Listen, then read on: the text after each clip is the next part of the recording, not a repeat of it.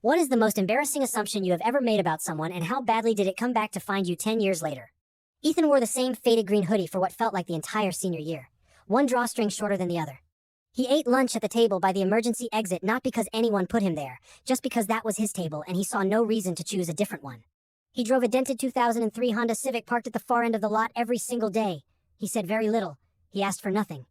He was the kind of person your eyes moved past without fully registering furniture in a room you never really looked at. We didn't bully him, but we didn't see him either, and I've come to understand that looking past someone is its own quiet kind of cruelty. 10 years later, I'm 32 and interviewing for a role I actually need, not want in the abstract, but genuinely need. The company is strong, the position is a real step up. I've prepared for 2 weeks. The hiring manager walks in. Same eyes, same quiet. A little taller, better haircut, suit that fits with the ease of something unconsidered. He looks at me for just a moment before he sits down.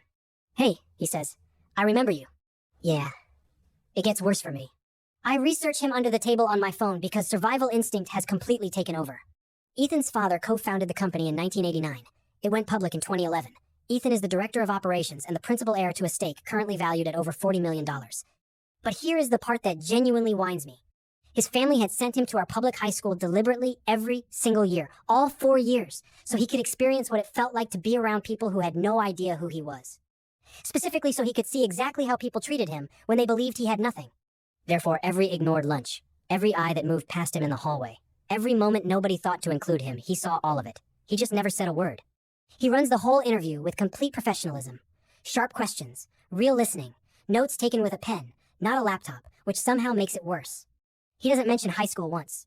At the end, he closes his folder, looks at me directly, and says, "The role is yours if you want it." Applause not dramatic, just careful. People can change. I genuinely believe that. It's partly why I wanted to run this interview myself.